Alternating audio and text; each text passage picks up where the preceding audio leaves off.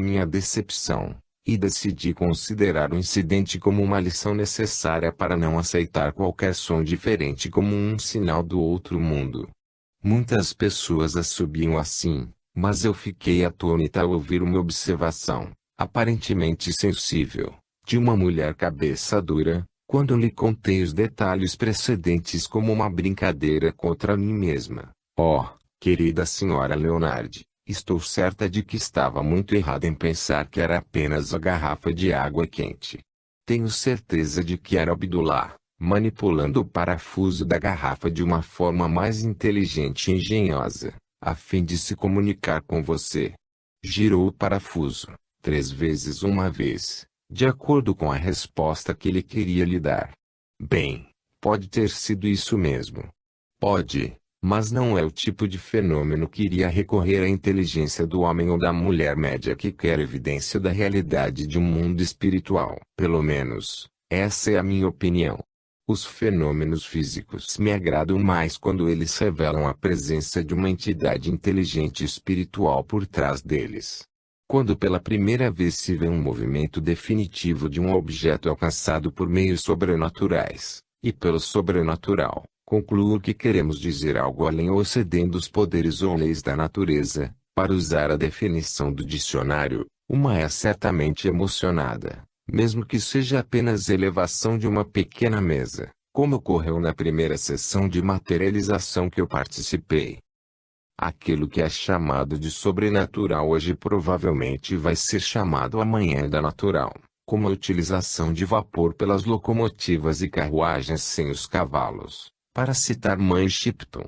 Os fenômenos simples da mesa e a mais complicada e difícil materialização são todas conseguidas pelo uso de uma fonte natural, que, no presente, não consegue localizar, pesar ou medir a vontade e, o que é ainda mais importante, não estamos de posse do comando. Eu acho que a última dificuldade pode ser porque não estamos produzindo os fenômenos por nossa própria vontade. Temos que contar com o operador invisível, os ajudantes desencarnados, para manipular o poder que nós fornecemos. Tenho certeza de que isso se aplica a todos os fenômenos físicos e mentais. Se nos fornecer a energia e as condições corretas, do outro lado vai fazer uso deles de uma forma útil e probatória, se lhes dermos tempo de fazê-lo. Da minha experiência longa e variada, tenho certeza de que há sempre um número bom de espíritos de pessoas inteligentes, esperando ansiosamente por alguém na Terra para dar-lhes a chance de revelar sua existência. É tudo uma questão de cooperação entre as duas condições, o espiritual e o terreno. Quando as pessoas dizem, é errado chamar os espíritos, ou nós não devemos trazê-los de volta, é ruim para eles. É óbvio que eles não tiveram experiência prática neste assunto, ou eles sabem que nenhuma quantidade de chamados teria qualquer efeito a menos que aqueles que passaram mas estão dispostos, ou melhor, mais do que dispostos, para se comunicar, e mesmo assim têm que trabalhar e estudar com afinco de modo a proporcionar as condições adequadas, como eu acho que eu tenho mostrado pelas minhas próprias e outras investigações das pessoas. Não, estabelecer a comunicação com o outro lado não é uma tarefa fácil, e não vai ser fácil, até que, na Terra, estejam vivendo vidas espirituais mais elevadas, de modo que estamos espiritualmente e mentalmente mais sintonizados com aqueles que já passaram. Devo admitir que eu conheci alguns casos isolados, onde as pessoas de pouco ou nenhum desenvolvimento espiritual, entraram em contato com o outro lado, e desenvolveram poderes psíquicos de um tipo, e por um tempo limitado, mas que não durou. Assim como o outro lado percebe que a pessoa na Terra, depois de um julgamento justo, não se esforçar para progredir por causa de seu novo conhecimento e o privilégio de relações com o mundo espiritual, eles gradualmente retiravam-se da comunicação de maneira definida e pessoal, embora eles vão continuar a vigiar, orar, e cercar o errante com pensamentos amorosos. Capítulo 34. Como eles nos ajudam em tempos de angústia. Quantas pessoas poderiam, se quisessem, dar contas das muitas maneiras em que seus amigos espirituais têm planejado e arranjado as coisas para o seu benefício, em tempos de dificuldade. Um exemplo do tipo que me aconteceu em dezembro de 1924. Meu marido sempre sentia a chegada do inverno e, especialmente, da neblina, perto de Londres, muito severamente. Naquele tempo seu peito e sua garganta foram muito afetados, e sua condição geral de saúde ficou alarmante. Eu não sabia o que fazer, já que tinha despesas muito pesadas em relação a outras pessoas a quem tinha o dever de ajudar, e a única solução óbvia para o meu marido foi levá-lo embora para o ar do mar, o que sempre ajudava. Como gerenciar isso, eu não conseguia pensar. Hotéis e pensões são caros e muitas vezes demasiado frio para um inválido, e o dieta correta é difícil de obter. Há poucos dias seria inútil, pois significa um mês, pelo menos, de benefício. Uma tarde, eu tinha acabado de dar uma sessão. Estávamos sozinhos em casa, como eu só tive uma ajuda diária para o trabalho duro por 1 hora ou mais, de manhã, a fim de que não houvesse nenhum ruído que pudesse interferir em minhas sessões. Sentindo-me cansada e ansiosa, eu fui para a sala de jantar, peguei a minha cachorrinha, Xing, e levando-a em meus braços, subi as escadas em vez de vulgarmente cansada física e mentalmente. Eu calmamente entrei na sala do meu marido, e descobri que ele estava dormindo. Então eu estava junto à cabeceira, olhando para ele. Ele parecia cansado e pálido. Na minha mente estava o pensamento: é errado ficar ansiosa por coisa alguma, mas, como eu gostaria de saber qual é a coisa certa a fazer. Seria correto cancelar todos os meus compromissos, assim decepcionando muitas pessoas que poderiam estar elas próprias com mais problemas do que eu, e também incorrer em despesas pesadas, levando meu marido para longe, e, novamente, onde eu poderia levá-lo. Eu não tinha a menor ideia. Enquanto esses pensamentos passaram por minha mente, eu notei meu cão, que ainda estava em meus braços, virando a cabeça de um lado para assistir algo. Ao meu lado direito, perto da cama, havia uma mesa. Sobre a mesa havia um pano branco bastante pesado, medindo cerca de 3 metros quadrados. Vi que era neste pano que o meu cão ficou olhando com tanta atenção. Então eu olhei também e vi que o pano estava começando a subir para fora da mesa, como se alguém tivesse conseguido um pedaço de pão inserido debaixo do tecido, de modo que o ponto central da vara veio no centro, e levando deste modo o pano na forma exata de uma barraca. O pano foi levantado muito calmamente e uniformemente até que as bordas praticamente, não completamente, expostas no topo da mesa. Em seguida, ele foi rebaixado novamente, assim como regularmente, até que ele estava tão liso como antes, sem uma ruga ou um sinal de barraca. Eu estava espantada, mas antes que eu tivesse tempo para começar a me perguntar o que isso significava, mentalmente recebi uma mensagem totalmente inesperada, tão claramente como se as palavras estivessem sendo gritadas para mim. Ela foi no sentido de que naquele momento algo estava sendo feito e que resolveria o meu problema e dificuldades sobre o meu marido, e a questão de um local adequado para ele. Meu sentimento de preocupação suspendeu instantaneamente, como uma nuvem que desaparece. Eu me senti eufórica e cheia de esperança novamente. Eu não sabia de onde seria a fonte de ajuda. Eu só sabia que viria, e que se eu esperasse um pouco, eu entenderia. Na manhã seguinte, chegou uma carta da Sra. Valuen, esposa do Reverendo Valuen, a quem eu havia encontrado apenas 1 ou 2 vezes, mas a quem eu tinha escrito um par de dias anteriormente, dizendo que estava arrependida de não ser capaz de organizar uma reunião como esperávamos fazer, pois o meu marido não estava bem, mas eu gostaria de escrever mais tarde, quando ele estivesse melhor. A referência para o meu marido era apenas uma ligeira desculpa, como eu não queria preocupar as pessoas com nossos problemas. Assim que eu abri carta da Sra. Valuen, Eu sabia que era a solução de minhas dificuldades que havia me prometido.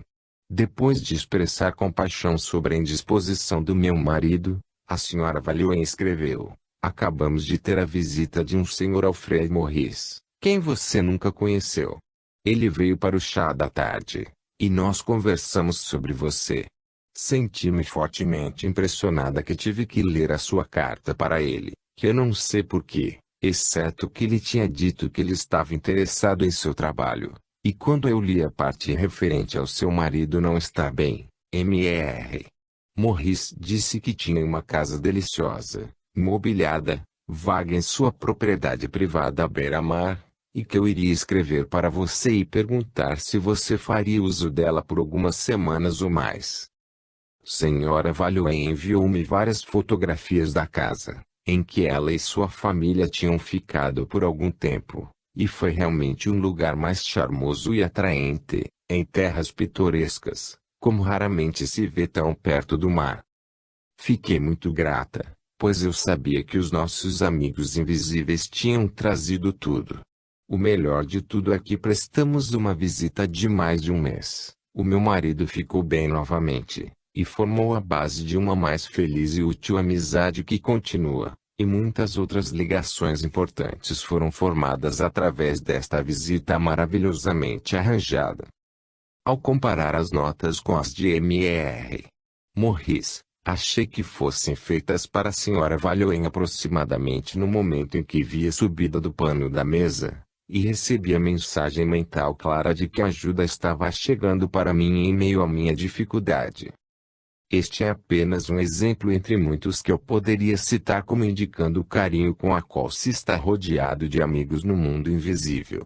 Mas há uma coisa que não se deve fazer, e que é a demanda, ou mesmo esperar, a ajuda de nossos amigos espirituais nas coisas materiais da vida. É preciso fazer o máximo, não importa quantas dificuldades, ou quão pesado o fardo, na medida em que seja espiritual, mental e fisicamente capazes. Quando chega ao ponto de que se é, aparentemente, incapaz de fazer mais, então os nossos ajudantes invisíveis intervêm e dão uma mão. Há momentos em que temos de sofrer grave tristeza e dificuldade, a fim de aprender a lição de que não podemos, ou que nos mostramos incapazes de aprender de qualquer outra forma. Então, mesmo aqueles que nos amam melhor lá adiante têm para ficar de lado e assistir-nos. Passar por isso. Mesmo assim, não estamos sozinhos. Seus pensamentos de amor e simpatia devem fazer-nos ajudar, mesmo quando estamos cambaleando e tropeçando cegamente através da dor e dificuldade que pode ser o único meio de fortalecimento e purificação. Que teu ouro seja lançado na fornalha. Teu ouro vermelho precioso e brilhante. Não tenha medo do fogo faminto, com suas cavernas de luz ardente.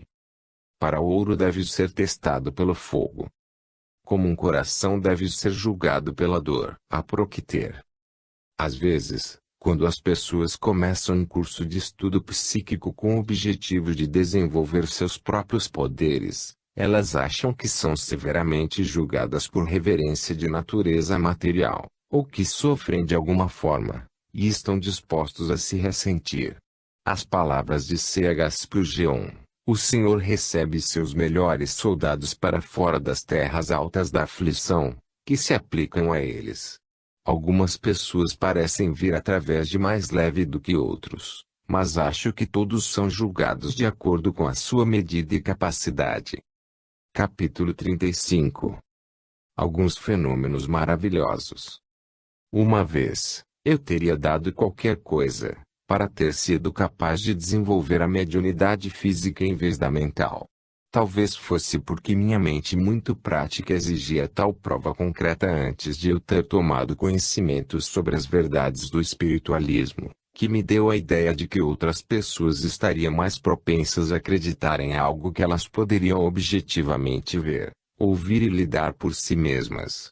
Agora, olhando de volta, eu estou contente de que os guias aconselhando-me a desenvolver a mediunidade mental, por si só, porque eu tenho certeza que, a partir de diferentes experiências, E pelo que nos foi dito pelos nossos ajudantes espirituais, que eles próprios estão, por vezes, no mar em nossas condições físicas, que já não são deles, e que eles só podem contatar e funcionar em determinado tempos e sob certas condições. Quais são essas condições? Nós nem sempre sabemos, nós mesmos, mas elas parecem ser muito difíceis de regular. Eu também acho que há algumas pessoas lá que têm uma espécie de conexão com as vibrações mentais da Terra, e outros que podem contatar as físicas também. Tenho notado que dois tipos completamente diferentes de pessoas tomam parte de uma manifestação, como se um grupo tomasse conta do lado intelectual ou mental da operação, e o outro a parte física ou material. Quando minha cachorrinha, Xing, desencarnou, fui levada em meu sono para vê-la. Ela parecia estar levando uma vida normal como um cãozinho no mundo espiritual, e bem feliz. A primeira vez que eu a vi, ela estava um pouco perplexa por ter que deixá-la de novo, e ela gostaria de correr atrás de mim, mas sabia que ela não podia. Eu estava contente por tê-la visto em sua nova casa, mas pensei em vê-la ocasionalmente em minha casa terrena. Eu mandei meu pensamento tão forte, talvez, que pude ser autorizada a receber sua visita. Como regra geral, eu não peço por qualquer manifestação particular, especialmente depois da minha experiência da visita de Abby, e vários outros eventos. Numa manhã, bem cedo, fui despertada por algo que parecia uma bola pesada, saltando sobre a minha cama. Eu estava meio sonolenta ainda e, estupidamente chamada em voz cruzada, "Vá embora, vá embora." Não sei o que me fez gritar dessa maneira, exceto que estava assustada e tinha uma vaga ideia de que eu estava gostando de um sono extra profundo, de que eu tinha sido acordada abruptamente por este persistente esbarrar que aconteceu, acho que, por alguns minutos antes de perceber o que estava me perturbando. Assim que eu chamei, vi uma figura. Se era um homem ou uma mulher, não podia identificar por causa da luz muito fraca que vinha através do móvel entre a minha cama e a do meu marido, ao curvar-me para pegar o objeto ofensor da minha cama. O espaço entre nossas duas camas era menor do que um pé, e eu senti o impacto de um corpo sólido como a figura espremida entre eles.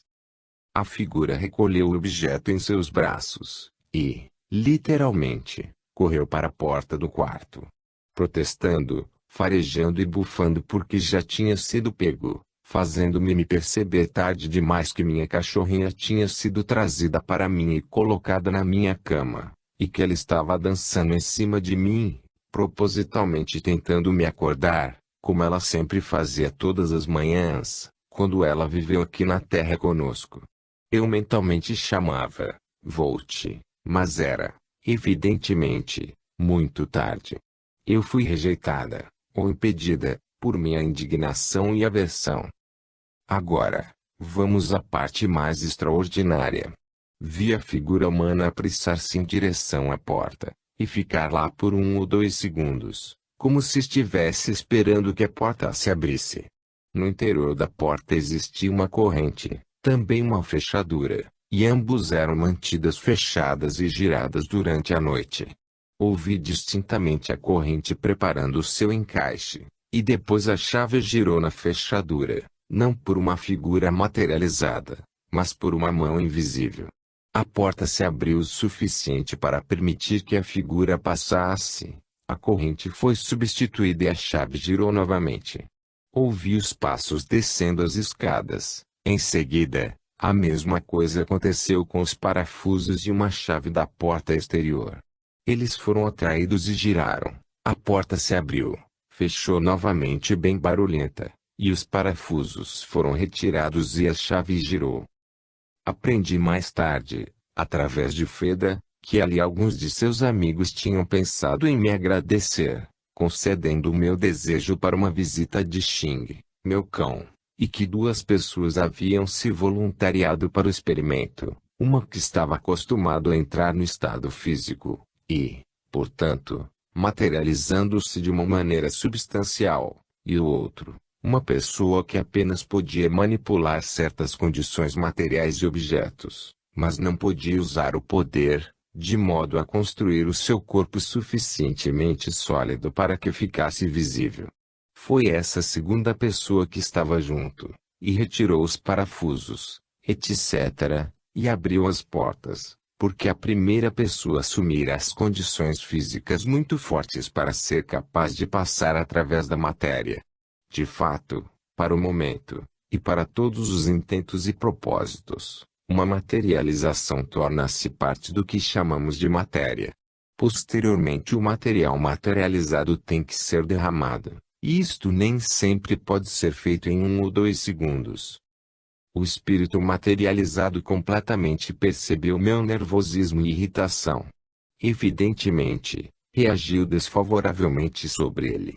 Ele queria sair da minha presença, a fim de arrematar a sua casca física temporária e recuperar a sua própria condição. Eu entendo agora, como bem equilibrados e prontos, devemos sempre estar na presença dos fenômenos, especialmente do tipo físico, tal como, sem dúvida, que carregamos a atmosfera em torno de nós com os nossos pensamentos e sentimentos. E isso produz o que pode ser tanto as condições construtivas ou as destrutivas para os espíritos operadores. Quando o último som se extinguia, eu ficava acordada, desejando que eu tivesse sido mais preparada por meus espíritos visitantes e dar-lhes as boas-vindas. Gostaria de saber de onde o poder tinha sido tirado para construir um corpo tão sólido como o que chegou perto de minha cama. Desde o momento em que Abdullah pagou sua primeira e única visita noturna que eu tinha visto uma completa materialização em condições tão anormais na minha própria casa. A manhã chegou e meu marido acordou, muito lentamente, com uma grande quantidade de alongamento e bocejando.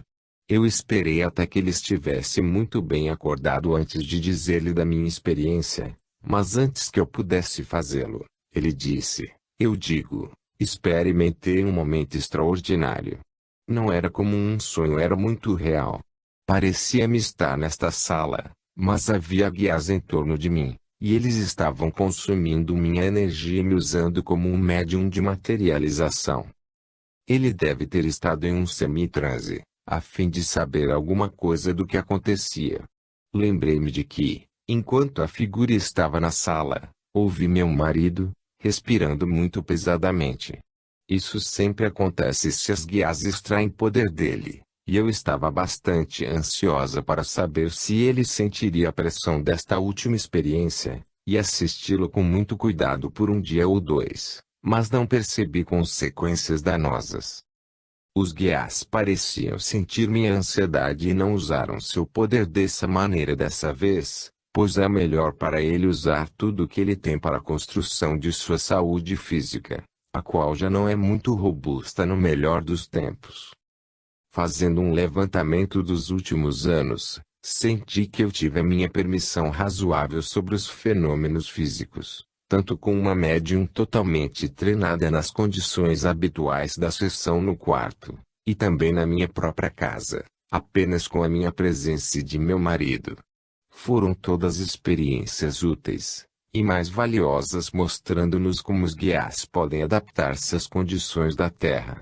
Eles abriram muitas possibilidades, mas eu senti que agora eu sabia o que poderia ser feito dessa maneira. Eu não queria uma repetição constante do mesmo tipo, nem eu sinto que eu tinha o direito de esperar que os meus amigos espirituais estivessem continuamente em contato com o lado material da vida, ou manipulariam essas condições físicas muito simples, a fim de demonstrar a sua capacidade para fazê-lo.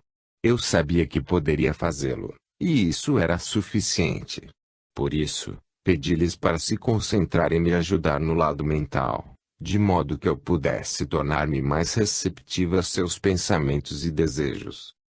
Eu sabia que eles tinham planos definidos para ajudar as pessoas na Terra, não só para o conhecimento do outro mundo, mas também para a tarefa muito importante de preparação para ele, e perceber as condições de lá. Capítulo 36. Como desenvolver suas faculdades psíquicas. Tantos livros excelentes foram escritos a respeito do desenvolvimento psíquico, que parece não haver mais nada a dizer sobre o assunto. Mas um grande número de pessoas, a maioria estrangeiros, escreve-me, pedindo meu conselho pessoal referente ao assunto. Posso aconselhá-los sobre a melhor forma de conduzir uma reunião com voz direta, ou como fazer uma escrita automática, ou clarividência. Na verdade, são centenas de perguntas que me fazem e é muito difícil aconselhar alguém sobre a melhor forma de desenvolver qualquer uma destas formas de mediunidade, a menos que se conheça a pessoa, a sua saúde, a sua mentalidade e condições gerais, além dos arredores. Há muitos casos em que se poderiam desencorajar pretensos médiuns, se os conhecesse pessoalmente. Logo, sempre os envio a algumas instituições bem conhecidas, onde as aulas são realizadas para o efeito, e sempre com pessoas responsáveis e experientes, que vão apurar suas qualificações e a conveniência a fim de incentivá-los a juntarem-se a eles, assim como se faz para desenvolver qualquer outro dom, como música, pintura, falar em público, etc. Em seguida, contar o custo, o tempo, a concentração e, acima de tudo, lembrar que um pouco de sacrifício está envolvido quando se quer fazer um trabalho de primeira classe como um vidente, não apenas por pouco tempo, mas para ser capaz de continuar a trabalhar, ano após ano, e mantendo-se a qualidade de sua mediunidade. Mas você pode dizer, eu realmente não quero entrar profundamente nisso, e abandonar a minha própria vida. Eu somente quero desenvolver um pouco de poder, apenas o suficiente para permitir-me ver os nossos amigos espirituais ocasionalmente. Eu não quero dedicar a minha vida a isso. Bem, se isso é tudo o que você deseja, e se você decidiu parar apenas nesse ponto, você ainda pode seguir o conselho previsto nas páginas a seguir, mas você vai achar que é muito difícil traçar linhas a respeito de quanto você quer fazer, ou não fazer. Os operadores espirituais que irão se reunir em volta de você, a fim de ajudar o seu desenvolvimento, e você não pode fazer isso tudo sozinho, você sabe, estão ansiosos para abrir os olhos de todos na Terra para a beleza e a realidade do mundo dos espíritos. Eles continuamente nos dizem que desejam espalhar este conhecimento sobre o outro plano, e uma grande alegria quando encontram alguém encarnado, sério e disposto a cooperar com eles para este propósito. Há trabalho melhor do que demonstrar a existência de outro mundo para aqueles sem esperança, triste e cansado. Posso chegar a este céu mais puro, estar com outras almas. O cálice de força diante de alguma grande agonia. Suscita generoso ardor, alimenta o amor puro. Gera os sorrisos que não têm nenhuma crueldade. Assim poderei me juntar ao coro invisível, cuja música é a mais alegre do mundo. G. Eliot. Estas palavras não te apelam, não estimulam o desejo de tornar-se uma taça de força para algum pobre irmão ou irmã que está abatida pela dor? E qual meio mais eficaz do que dar-lhe a certeza da existência do outro mundo, onde eles se reunirão novamente aqueles que amavam há muito tempo e perderam por um momento? Eu não quero dizer que você tornar-se-á um médium profissional, embora espere que chegue o dia em que um número maior de pessoas se qualifique, seja profissional da mediunidade e, portanto, torne-se acessível a inquiridores genuínos, especialmente as pessoas de luto.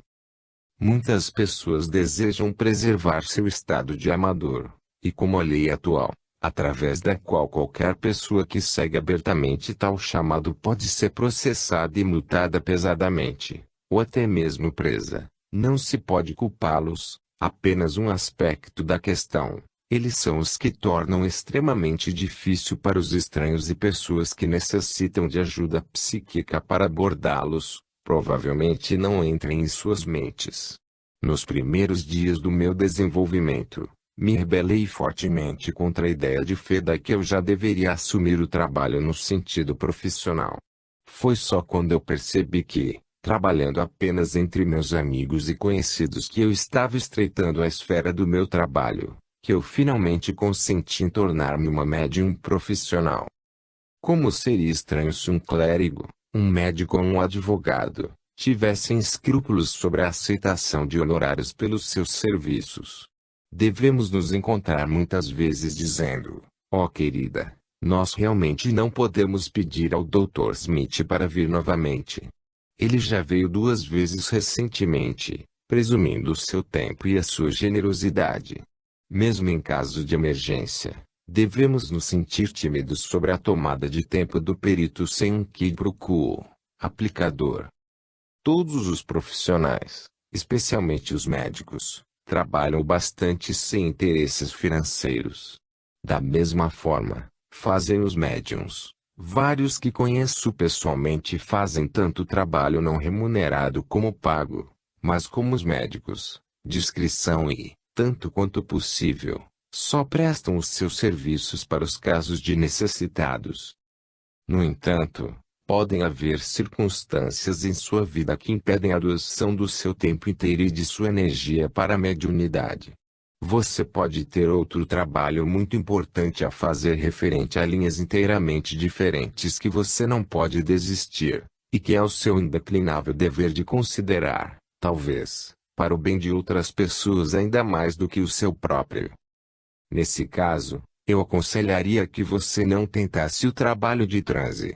Manter uma forma de desenvolvimento normal, tais como a escrita automática, clarividência ou a cura, o que provavelmente deve vir antes de qualquer coisa, já que foi o único poder acima de todos os outros que Nosso Senhor usava quando esteve na Terra, a fim de demonstrar o poder de seus dons espirituais.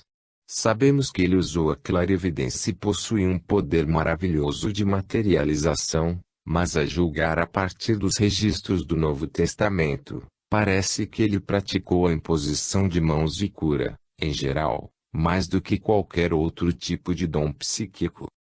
Se possível, faça pelo menos uma visita a um psicólogo confiável e experiente, a fim de que ele ou ela, ou o controle, possam perceber a direção na qual seu poder psíquico seja melhor desenvolvido. Também é possível que você possa lembrar algum incidente de natureza psíquica em sua vida que comprovará a conclusão a que chegou o médium. Por exemplo, um homem que sempre defendeu que ele nunca tinha tido qualquer evidência, como são positivas essas pessoas, que o levaria a supor que ele possuía qualquer poder psíquico de qualquer espécie, foi um médium, cujo controle de uma só vez percebeu que ele tinha forte poder de cura, além do dom de diagnose, que é ainda mais raro do que a capacidade de curar. O homem mal podia acreditar que fosse verdade, mas o controlador lembrou 2 ou 3 casos em que tinham sido levados para entrar em contato com alguém que estava doente, e que a sua presença tinha tido um notável efeito benéfico sobre o paciente. Alguns anos antes, disseram que seu filho estava morrendo de uma doença incurável, e que uma operação muito drástica poderia prolongar a sua vida, mas seria mínima a chance de salvá-lo. Ele sentiu uma forte repulsa diante da ideia da cirurgia, e sem qualquer motivo comum para chegar a tal conclusão, ele disse que alguma coisa lhe dizia que, apesar de o veredicto unânime dos médicos eminentes, que a sua criança não morreria, mas iria se recuperar completamente. Isso realmente aconteceu. E o controlador do médium explicou ao pai como em sua rebelião contra a conclusão dos médicos, ele tinha ficado em companhia de sua filha mais do que nunca, e jogado para fora todos os seus pensamentos em direção à sua recuperação. Ele estava realmente usando seu poder de cura desconhecido sobre ela, e o contato físico e mental próximo a ela, deu-lhe as condições perfeitas para exercê-lo. Este homem aceitou o conselho do controlador, e leu vários livros sobre o assunto de cura, escolheu os métodos que o atraía mais, há um grande mérito em realizar tal feito, e foi em frente sem se juntar a qualquer classe, ou receber qualquer instrução pessoal, exceto em relação a algumas dicas que lhe foram dadas pelo controlador naquela única sessão. Outro homem, Quando disse que ele tinha o dom da clarividência, negou fortemente, embora ele dissesse que iria premiar tal coisa mais do que qualquer outra no mundo. Quando inquirido cuidadosamente a pensar e lembrar se ele não tivesse tido nenhuma evidência daquilo, ele disse, nem um pouco. Nunca tive poderes psíquicos em minha vida. Sua esposa interposta tranquilamente apontou, bem, querido, o que aconteceu com aquela voz que você disse que ouviu nas trincheiras, que você disse era parecida com a da sua mãe? Oh, bem, sim. Eu ouvi mesmo uma voz. Ela me disse, saia desse lugar, meu rapaz, rapidamente, e eu fiz, ou teria sido morto no minuto seguinte. Bem, todos nós perguntamos, essa não foi uma experiência psíquica? Eu não sei. Eu não tinha pensado nisso. Não, sim, bem, acho que, agora que pensando bem, deve ter sido psíquica, mas eu nunca havia pensado nisso dessa forma antes. Eu só ouvi uma voz que soava como a da minha mãe. Esse homem tomou medidas para desenvolver seus dons psíquicos. Ele é um homem de negócios extremamente trabalhador, mas gastando as horas de maneira que pudesse gerenciar e aprender tudo sobre o poder psíquico, que lhe abriu as suas sensibilidades e os seus poderes de percepção. E ele diz que é mais bem-sucedido, mais feliz e mais útil para outras pessoas do que nunca fora antes. Os muitos vislumbres ocasionais, ele obtém daqueles que já fizeram a passagem e lhes dão mais força para passar as dificuldades de sua vida material extenuante, alegre e corajosamente. Sim, você vai descobrir que um grande número de pessoas que tiveram alguma experiência psíquica definitiva, e nunca a reconheceram como tal. Ora, elas não sabem, nem eu, mas só podemos pensar que deve ser porque qualquer coisa da natureza psíquica tenha sido relegada para o caixote do lixo da memória da pessoa, como algo que não seja muito normal, por isso tem sido posto fora de uso rapidamente, onde ninguém vai vê-lo, nem você mesmo. A jovem viúva que conheci, a quem chamarei de Senhora A, teve um grande laço na forma de um parente mais velho que dependia dela. Não havia mais ninguém na família que pudesse ocupar o seu lugar, e ela teve uma existência solitária muito circunscrita, em uma pequena cidade provincial, atendendo às necessidades da inválida por muitos anos, até que ela mesma chegou à idade mediana, quando a sua tia doente faleceu, deixando-a com muito pouco dinheiro. Felizmente, 1 ou 2 anos antes da tia desencarnar, a sobrinha havia entrado em contato com um médium que viu que ela tinha um excelente poder de clarividência, que poderia ser desenvolvido tranquilamente em casa, e ela deu-lhe algumas instruções simples, que vou repetir em um capítulo mais adiante. A senhora desenvolveu alguns dons, mas só progrediu lentamente. O médium visitou a cidade novamente alguns meses mais tarde, e disse que ela seria ajudada em seu desenvolvimento, encontrando algumas pessoas que estavam interessadas no mesmo assunto e eram seus vizinhos, que moravam próximo dali. O encontro prometido surgiu de uma forma aparentemente acidental. Muito tempo depois, os guias espirituais de minha amiga contaram-lhe do problema infinito que tiveram para trazê-la em contato com essas pessoas, que se provou ser a maior ajuda para ela, em primeiro lugar, por falar com ela sobre o seu desenvolvimento de uma forma simpática, e, em segundo lugar, que lhe permitia exercer a sua clarividência bastante elementar sobre eles como muitas vezes ela sentia que deveria fazê-lo. Esta foi uma grande ajuda, mas a reunião pode ter ocorrido algum tempo antes, e um tempo precioso foi salvo, porque, na primeira audiência o médium tinha aconselhado a minha amiga participar da igreja espiritualista local, que ela, a médium, estava visitando naquela semana para trabalho de propaganda, e endereçando a reunião de domingo à noite que era realizada lá regularmente. Essas reuniões foram realizadas por muitos anos, em quase todas as cidades, grandes ou pequenas, na Inglaterra, país de Gales e Escócia, se apenas um se der ao trabalho de encontrá-los lá. Agora, A senhora tinha tomado medidas para encontrar o lugar de encontro, mas ela só passou e olhou para lá da esquina da pequena rua suja onde estava. Ela viu o carteiro local e sua esposa, e alguns do resto da congregação cujo status social era ainda abaixo do que o do carteiro, e ela prontamente se dirigiu para casa outra vez. Temo muitas vezes que este sentimento lamentável de snobismo existe, e se disfarça sob o pretexto de superioridade intelectual. As pessoas têm me dito, sim, eu sei que há uma igreja espiritualista em tal e tal cidade onde eu moro, e eu ouvi dizer que há um excelente círculo de desenvolvimento realizado em conexão com ela, mas minha querida, você deve ver o lugar, e você deve ver as pessoas, muito horrível para pôr em palavras. Isso simplesmente não pode ser feito. Arrangidos, sabe? Sim, muitas coisas podem irritar uma pessoa, se alguém lhes permite, mas neste assunto, como em outros, tem de se ter os melhores meios à mão, e fazer o melhor dele. Para retornar à senhora A, os guias foram muito compreensivos, e eles viram que esta nomeadamente mulher era apenas uma escrava para convenções e personalizada, para o que eles esperavam. E em seguida, a colocou em contato com as outras pessoas que estavam, o que ela chamaria, de sua própria classe, mas que estava frequentando a mesma igreja que ela desprezava, desde que aberta.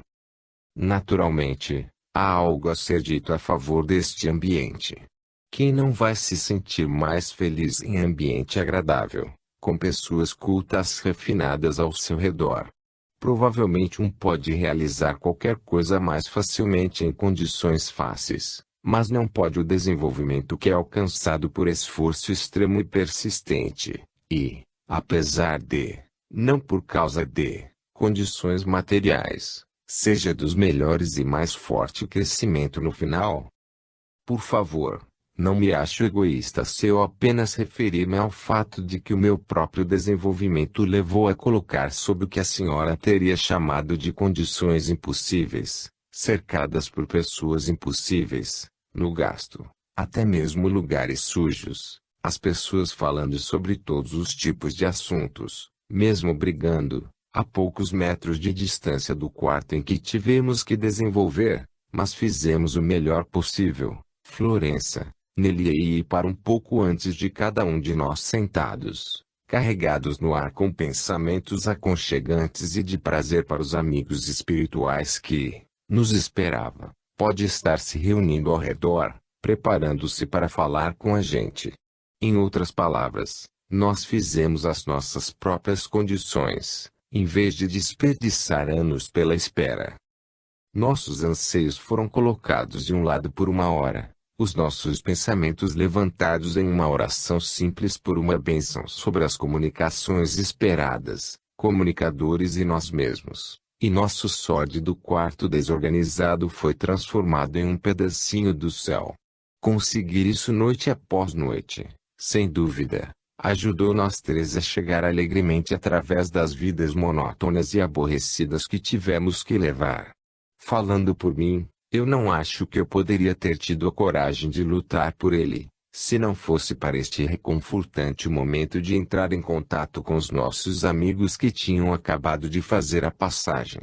Felizmente, a amiga de quem vinha contar, possuía um fundo de senso comum, apesar de seus pequenos preconceitos sociais, e ela trabalhou duro, lendo todos os livros que ela poderia pedir emprestado, pois ela não tinha dinheiro para comprá-los. Ela só tinha alguns amigos para experimentar o seu poder, mas ela conseguiu e, eventualmente, veio a Londres, e fez um grande e útil trabalho, indo regularmente a todas as igrejas em torno de Londres, onde sua clarividência foi muito apreciada. Capítulo 37. Alguns trabalhos necessários. Citei o caso da senhora porque mostra que podemos realizar sem dinheiro ou influência. Claro, se você puder ir para um bom médium e obter conselhos, ele economiza tempo e possíveis erros, mas se você não pode fazê-lo, e não tem confiança suficiente da sua capacidade de ir em frente sozinho, pelo estudo e abrindo seus poderes receptivos. Em seguida, não há outra maneira, mas geralmente requer apoio de pelo menos uma pessoa, e isto é, através da mesa, assim como eu comecei com Florence Nelly. De minha própria experiência pessoal, eu diria que esta é uma maneira muito boa de fato. O melhor método para a realização de uma mesa espírita, você vai encontrar em outro capítulo. A mesa parece absorver uma certa quantidade de seu poder, o magnetismo, vou chamá-la de você, que é uma boa coisa em si, como uma das dificuldades que você enfrenta é o de projetar o poder. Enquanto ele está enterrado em você, não pode expressar-se, ou produzir qualquer resultado. Na primeira você vai só ter a inclinação habitual da mesa e a ortografia trabalhosa de mensagens, mas por este método bastante lento você pode entrar suficientemente em contato com seus amigos espirituais para permitir que você pergunte-lhes se você tem qualquer dom especial, se você tem um guia pronto para ajudá-lo a desenvolvê-lo, e assim por diante. Seus amigos espirituais podem dizer-lhe que é muito cedo para eles ver exatamente de que forma e quanto seu poder pode demorar. Se eles dizem que é um guia para participar com você, que tem algum trabalho especial para realizar através de você, ele provavelmente terá uma boa ideia sobre o tempo de formação da sua mediunidade, e ele irá dizer-lhe no mesmo instante. Você vai se lembrar de que Feda me disse, quase logo que eu entrei em contato com ela, que o meu trabalho era para ser o de um médium em transe, e que ela iria me controlar. Esta foi a última forma no mundo que eu desejava, ou teria pensado adequado no meu caso. O guia raramente comete um erro. É claro que, antes de pedir-lhes informações tão importantes, você deve certificar-se da boa-fé de seus comunicadores espirituais.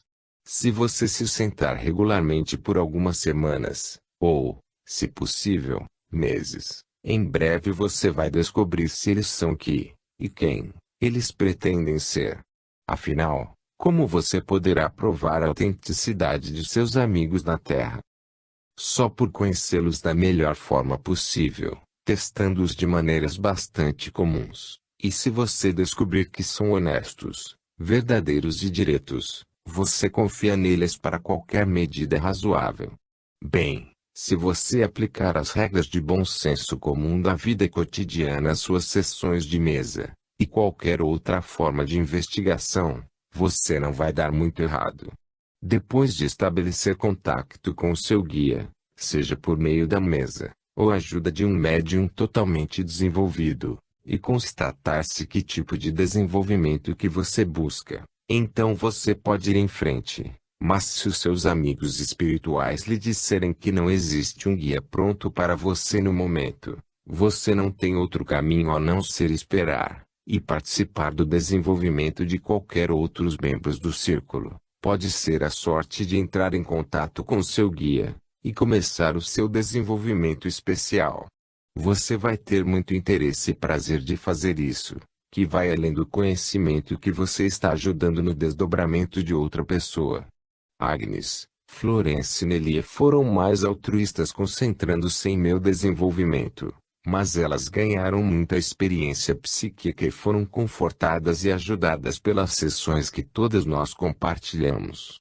Embora Florence e Nelia não foram, aparentemente, desenvolvidas para qualquer trabalho especial, seus próprios poderes devem ter sido desenvolvidos consideravelmente com as sessões, uma vez que tem mais fenômenos interessantes em sua própria casa, quando elas eram muito sozinhas. Foi sempre de um caráter espontâneo, e que ambas tinham a forte convicção de que elas não souberam aproveitá-lo, ou usá-lo em qualquer via pública ou profissional.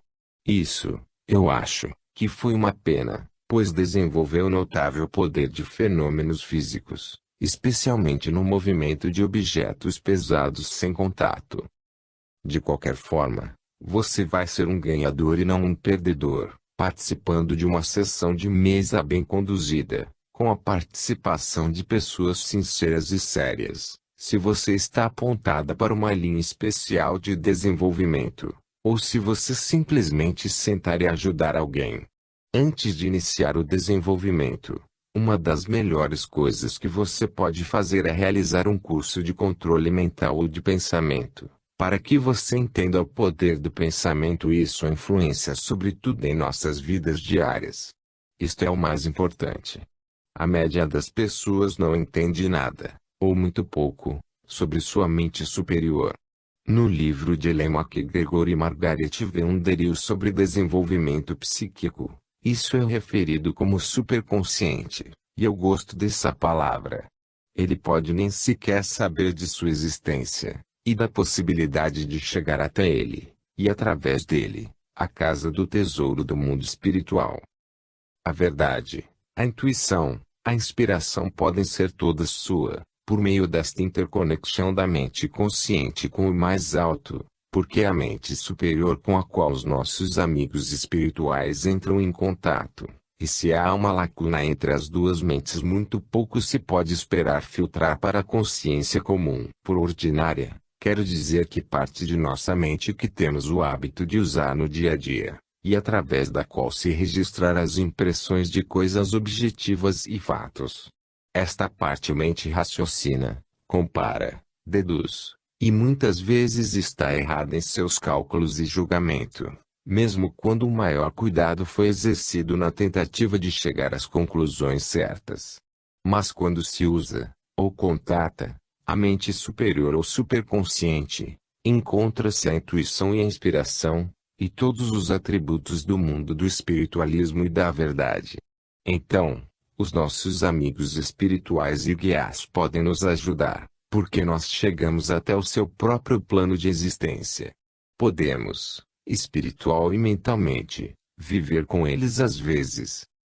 Isso não significa que devemos ignorar a vida física e os seus interesses materiais e deveres, ou deixar de exercer os nossos poderes de julgamento e raciocínio. Longe disso, entrar em contato com o reino mais alto de pensamento, a realização do amor e da verdade vai aguçar nossas faculdades ordinárias, aumentá-las, e lançar uma luz que ilumina em tudo em torno de nós. Uma lição importante que deve ser dominada é o controle do pensamento. Refiro-me ao fechamento deliberado do pensamento pessimista, ciumento, invejoso, cruel, ou de qualquer outro tipo indesejável que está apto a voar em nossas mentes. Não devemos manter esses pensamentos. Pode ser difícil no início impedi-los de entrar, mas assim que nos damos conta deles, devemos literalmente jogá-los fora de uma vez. Não podemos permitir que nossas mentes tornem-se montes de lixo, desarrumada por quaisquer fragmentos prejudiciais que possam ser fundidos no meio do caminho, qualquer dia, em qualquer tempo, nestes dias de estresse, lutas e dificuldades sérios. Pouco tempo atrás, eu estava muito em contato com um homem e sua esposa. Muitas vezes eu vi os mais agradáveis e felizes espíritos de pessoas em volta do marido. Ele era um homem são, alegre e simpático, de quem todo mundo gostava. Sua esposa deveria ter sido também, já que ela foi extremamente bondosa e generosa, mesmo é uma falha, e às vezes ela poderia ser o que é chamado de companhia muito boa, além de ser jovem e bonita. O homem era mais velho e simples de recursos. Embora eu sempre visse seus espíritos amigos, visitando-o bastante naturalmente, e, aparentemente, encontrando prazer em estar perto dele, eu nunca vi ninguém perto de sua esposa. Uma vez eu vi o pai de seu marido se aproximar dela, e depois parar, exatamente como se alguma barreira invisível tivesse sido colocada entre ele e a esposa. Ele pareceu surpreso por um momento, fez outro esforço para alcançá-la, desistiu, e voltou e se juntou ao pequeno grupo feliz ao redor do marido novamente. Enquanto eu observava os dois, eu fui golpeada por uma espécie de condição luminosa, que eu vi clarevidentemente ao redor do marido. Estendia-se por uma área de 4 ou 5 metros de seu corpo físico. Então olhei para a mulher, e não só não havia luminosidade, mas a atmosfera imediatamente em torno dela parecia ser consideravelmente mais escura do que o resto da sala. Eu me perguntava o porquê, Mas depois de algum tempo em sua companhia, eu descobri que sempre que qualquer uma das pessoas espirituosas eram mencionadas, ela sempre se lembrava dos detalhes mais angustiantes das respectivas doenças e mortes, ou qualquer infortúnio ou sofrimento que sofreram em suas vidas físicas. Ela dificilmente, ou nunca, mencionava amor, a felicidade e as coisas alegres que tinham feito, ou dito. Assim como eu mencionasse qualquer um que tivesse acabado de fazer a passagem, ela interrompia com: "Você sabia que ela morreu assim e assado? Foi por demais horrível, minha querida, seus sofrimentos eram terríveis." Ela costumava, e aqui seguiria-se imediatamente uma categoria de queixas físicas, dadas com tanto gosto e elaboração de cada detalhe infeliz, que eu acho que muito daquilo era imaginário. Mas veja, veio da mente da minha amiga, nasceu e foi mantido na mente dela, fosse verdadeiro em substância ou não. Se essa mulher visse alguém com um inchaço na gengiva devido à dor de dente, ela sussurrava para mim: "Não devemos nos surpreender se isso for um crescimento maligno." Entende? É exatamente o modo como começou com a pobre tia Emily, etc. etc. Um dia ela me perguntou por que eu nunca vi nenhum amigo espiritual ao seu redor. Então eu tomei coragem e disse que ela estava fazendo uma indesejável atmosfera de pensamento sombrio ao seu redor, o que seus amigos não puderam entrar. Ela ficou surpresa. No início, ela negou que ela fosse sombria e lembrou-me de que ela era sempre considerada a vida da festa onde quer que fosse, o que era verdade. Mas a festa não havia nem havia em outros momentos, como eu lembrei. Ela era uma mulher razoável, e pensou seriamente sobre o que eu tinha dito. Quando eu a conheci novamente algumas semanas mais tarde, ela tinha melhorado enormemente. Eu era capaz de ver várias pessoas espirituosas muito próximas a ela. Sua saúde ficou melhor, e seu rosto em repouso usava uma expressão inteiramente diferente. Os ataques súbitos de depressão em que ela havia sido assunto haviam quase desaparecido, e ela me disse que assim que um pensamento destrutivo ou prejudicial entrasse em sua cabeça, ela diria: "Saia. Não tenho tempo para você. Saia. Vá embora." É bem possível exagerar o negócio otimista como um amigo meu chama. Um não deve impedir a entrada de todos os pensamentos de cuidado ou critério, ou tentar se tornar imune a uma sensação de perigo. Travando um pensamento de perigo, e segurando com cuidado na parte de trás da mente, tomando cuidado para não deixá-lo indevidamente à sombra de qualquer de suas ações com as quais tem, obviamente, nada para fazer, até o momento em que temos superado o período difícil que ela foi dada para nos avisar de algo. É uma coisa muito diferente de sermos vítimas e escravos de qualquer pensamento que permitimos entrar em nossas mentes e nunca aprendemos a dar a volta novamente. Ser ridiculamente otimista não é apenas um sinal de alguma forma inata de egoísmo, mas muitas vezes leva danos quando a pessoa está investigando assuntos psíquicos. Alguns anos atrás, uma senhora, vou chamá-la Senhora Anne, veio a mim para uma sessão. Nesse mesmo dia, ela recebeu uma carta de um velho amigo cujo filho foi morto durante a guerra, e tinha estado em comunicação com seus pais, enviando mensagens a eles através da senhora Anne sempre que ela ia a um médium, o que era muito frequentemente, como ela era, o que pode ser chamado, um ardente espiritualista. Esta carta continha um pedido urgente de que Jaco, o filho, devia ser questionado por Feda se ele tinha alguma mensagem especial para enviar a seus parentes. Nenhuma outra indicação foi dada sobre a possível natureza da mensagem desejada. A senhora Anne não me disse nada sobre isso até depois da nossa sessão, em que eu tinha estado em transe, como de costume. "Você recebeu uma mensagem de Jaco?" perguntei. "Bem, não exatamente", respondeu a senhora Anne. Feda estava bastante estranha sobre isso. Ela disse que algo importante tinha acontecido, e que Jaco estava cuidando de sua mãe. Era muito importante, mas Feda disse que não podia explicar. Algo impedia, dizendo nada mais sobre isso. É claro, eu sei exatamente o que era. Jaco foi com sua mãe, manifestando-se a ela como ele prometeu que iria fazer. Então eu apenas disse a Feda para não incomodá-la, já que eu queria uma boa conversa agradável com, mencionando seu próprio comunicador, e Feda estava ficando terrivelmente séria. Que